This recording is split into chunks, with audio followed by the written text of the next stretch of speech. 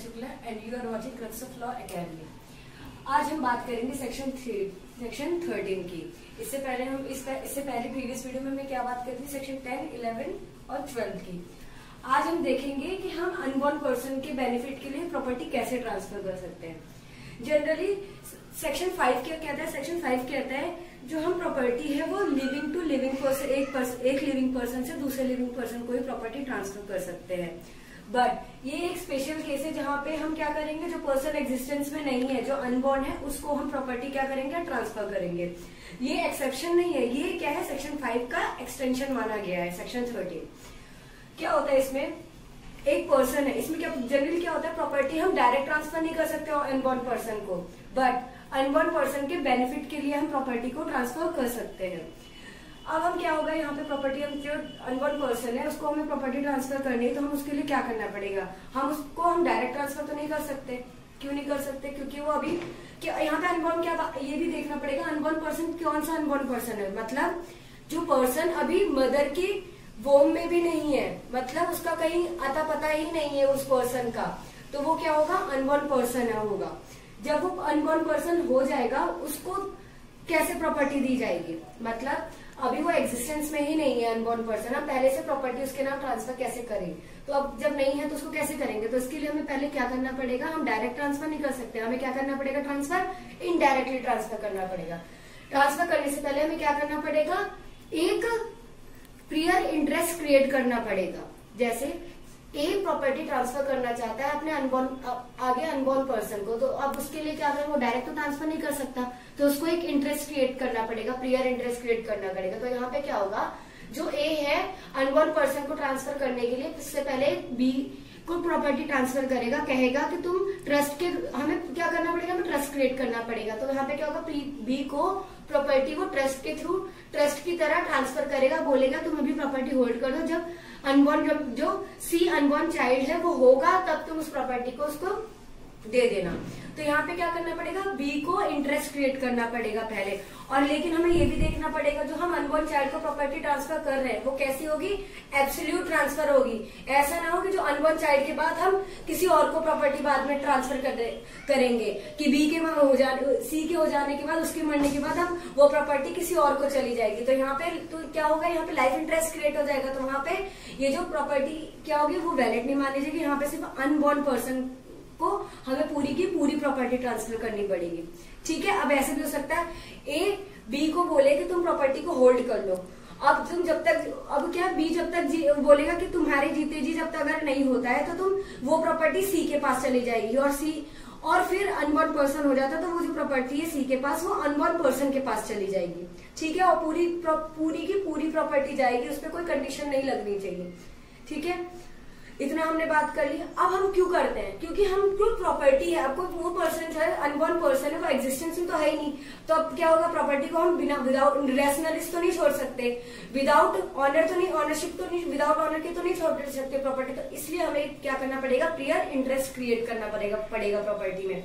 अब क्या है, हिंदू लॉ में क्या है, हिंदी लॉ में क्या कहता है, इस तरीके की प्रॉपर्टी वॉइड है। बट अगर अब क्या है, टीपीए एप्लीकेबल होने लगा, जहाँ पे वहां पे जो हिंदू लॉ में भी कहा गया कि वहां पे अगर टीपीए एप्लीकेबल है तो वहां पे अनबॉर्न पर्सन को जो प्रॉपर्टी हम ट्रांसफर करते हैं वो वैलिड मानी जाएगी। बट मुस्लिम लॉ में कहा है कि अगर कोई अनबॉर्न पर्सन है उसको हम प्रॉपर्टी ट्रांसफर कर रहे हैं तो वहां पे वो प्रॉपर्टी क्या होगी, वॉइड मानी जाएगी।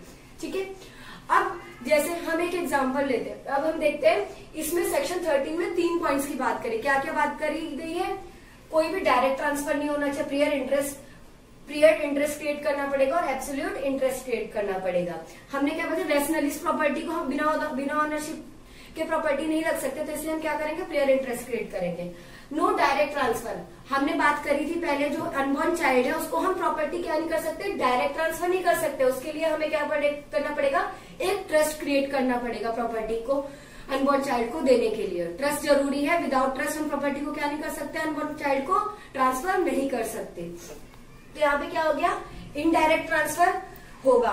ठीक है, अब बात करते हैं प्रियर इंटरेस्ट। प्रियर इंटरेस्ट मतलब कोई हमें, मैं अभी बात करती हूँ, कोई प्रॉपर्टी हमें अनबॉर्न चाइल्ड को देनी है तो वहां पे क्या होगा, हमें कोई ना कोई इंटरेस्ट कोई ना कोई प्रियर इंटरेस्ट क्रिएट करना ही पड़ेगा। विदाउट प्रियर इंटरेस्ट हम प्रॉपर्टी डायरेक्ट अनबॉर्न चाइल्ड को नहीं दे सकते। एग्जाम्पल एक बार और देख लेते हैं, ए बोलता है बी को कि मुझे प्रॉपर्टी क्या करनी है, ट्रांसफर करनी है अनबॉर्न चाइल्ड को अपने, तो वो कैसे करेगा अनबॉर्न चाइल्ड को प्रॉपर्टी ट्रांसफर। तो यहाँ पे क्या बोला गया है कि मैं एक काम करता हूँ बी, तुम एक जो प्रॉपर्टी है उसको तुम होल्ड कर लो, बाद में क्या करो तुम उस प्रॉपर्टी को दे देना जब वो अनबॉर्न चाइल्ड होगा। तो वहां पे क्या होगा, जब वो अनबॉर्न चाइल्ड होगा तो वो भी प्रॉपर्टी उसको दे देगा, तो वहीं पे क्या हो जाएगा, उसका वेस्टेड इंटरेस्ट क्रिएट हो जाएगा अनबॉर्न चाइल्ड का, मतलब वो उपभोग करना शुरू कर लेगा। यहाँ पे बच्चा जो है जब वो होगा तो क्या होगा, वो डायरेक्ट तो यूज नहीं कर सकता, लेकिन जब वो उसके नाम पे प्रॉपर्टी यूज हो जाएगी। ठीक है, अब आपको समझ गया क्या होता है पेयर इंटरेस्ट की, क्या बात करते हैं कि हमें कोई भी इंटरेस्ट क्रिएट करना पड़ेगा पहले किसी और के ऊपर। हम बात करते हैं एब्सोल्यूट इंटरेस्ट की। किसकी बात करते हैं, एब्सोल्यूट इंटरेस्ट की। हमने जो प्रॉपर्टी किसी को होल्ड करने के लिए दी है, ट्रस्ट की तरह प्रॉपर्टी दी है, तो उसमें क्या, वो जो प्रॉपर्टी अनबॉर्न चाइल्ड को देगा तो वो क्या देगा, पूरी की पूरी इंटरेस्ट की पूरी प्रॉपर्टी देगा। जो भी वहां पे उसमें जो है प्रॉपर्टी में कोई भी इंटरेस्ट रहना नहीं चाहिए, सारे के सारे जो प्रॉपर्टी में इंटरेस्ट क्रिएट हुए हैं वो अनबॉर्न चाइल्ड के पास जाएगा। अब ऐसा नहीं हो सकता एब्सोल्यूट इंटरेस्ट ही क्रिएट होना चाहिए, यहाँ पे कोई लाइफ इंटरेस्ट क्रिएट नहीं होना। जैसे ए को हमने ए है उसे बी को प्रॉपर्टी ट्रांसफर करनी है जो अनबॉर्न चाइल्ड है, तो यहाँ पे क्या होगा, वो ये नहीं बोल सकता, वो ए को बोलेगा कि ये नहीं बोल सकता, जब अनबॉर्न चाइल्ड हो जाएगा वो प्रॉपर्टी पूरी की पूरी उसके पास जानी चाहिए। और ऐसा नहीं हो सकता कि अनबॉर्न चाइल्ड के मरने के बाद ये प्रॉपर्टी उसके छोटे भाई को चली जाएगी। तो वहां पे क्या होगा, वहां पे वो ये लाइफ इंटरेस्ट क्रिएट हो गया। क्या हो गया, लाइफ इंटरेस्ट क्रिएट हो गया। लाइफ इंटरेस्ट क्रिएट हुआ तो वहां पे क्या हो जाएगा, सेक्शन 13 एप्लीकेबल वहां पे नहीं होगा। ठीक है, हम एक डायरेक्ट का एग्जाम्पल लेते हैं। A transfers property of which he is the owner to be interest for a property transfer करता है जिसका वो ऑनर है। किसको ट्रांसफर करता है, बी को, एज अ ट्रस्ट के तौर पे कहता है कि तुम अभी प्रॉपर्टी मेरे लिए होल्ड कर लो और मेरी वाइफ जो अभी होने वाली है, जो हुई नहीं है, उसके लिए प्रॉपर्टी तुम होल्ड कर लो अभी ट्रस्ट के तौर पे। और मेरी और उसकी डेथ के बाद क्या होगा, जो हमारा एल्डेस्ट सन होगा, मतलब जो अनबॉर्न चाइल्ड है, उसको प्रॉपर्टी ट्रांसफर कर देना। तो यहाँ पे क्या है, एल्डेस्ट सन कौन है, डी। एल्डेस्ट सन क्या हो गया, डी। एल्डेस्ट सन अब की बात होगी कि जो एल्डेस्ट सन है उसके पास प्रॉपर्टी जानी चाहिए, वो जो क्या है अभी जो पैदा ही नहीं हुआ है अभी, तो अनबॉर्न पर्सन की बात करिए। अब ये बोला गया है and after his death for a second सन, अगर डी के मरने के बाद, जो अनबॉर्न चाइल्ड है उसके मरने के बाद क्या जाएगी, उसके छोटे बेटे के पास प्रॉपर्टी चली जानी चाहिए। तो यहाँ पे जो डी का इंटरेस्ट था, डी का जो प्रॉपर्टी थी, इंटरेस्ट क्या हो गया, फेल हो गया, क्योंकि यहाँ पे क्या बात होगी, यहाँ पे लाइफ इंटरेस्ट की बात हो गई है। यहाँ पे किसकी बात होगी, लाइफ इंटरेस्ट की बात होगी। यहाँ पे एब्सोल्यूट प्रॉपर्टी ट्रांसफर नहीं हुई है। डी के मरने के बाद किसके बाद प्रॉपर्टी जा रही है, एल्डेस्ट सन के बाद। तो यहाँ पे सेक्शन 13 क्या होगा, एप्लीकेबल नहीं होगा। यहाँ पे पूरी की पूरी प्रॉपर्टी डी के पास नहीं गई है, तो वहाँ पे जो डी का राइट था ना, डी का जो इंटरेस्ट था, वो पूरा का पूरा क्या हो गया, फेल, क्योंकि यहाँ पे एब्सोल्यूट ट्रांसफर नहीं हुआ। पूरी की पूरी प्रॉपर्टी उस टाइम किस लिए नहीं हुई, उसमें आगे क्या हो गया, आगे वो बोला गया है कि एल्डेस्ट छोटे बेटे के पास चली जाएगी। तो वहाँ पे लाइफ इंटरेस्ट क्रिएट होता है, जहाँ पे लाइफ इंटरेस्ट क्रिएट होगा वहाँ पे सेक्शन 13 एप्लीकेबल नहीं होगा। तो हमने क्या बात करी, कोई डायरेक्ट ट्रांसफर नहीं होना चाहिए, और जो इंटरेस्ट है हमें पहले अनबॉर्न चाइल्ड को ट्रांसफर करने से पहले हमें एक प्रियर इंटरेस्ट क्रिएट करना पड़ेगा, और जो प्रॉपर्टी जो इंटरेस्ट जा रहा है वो कैसा होगा, एब्सोल्यूट, पूरा का पूरा ट्रांसफर होगा। ठीक है, आपको समझ में आ गई।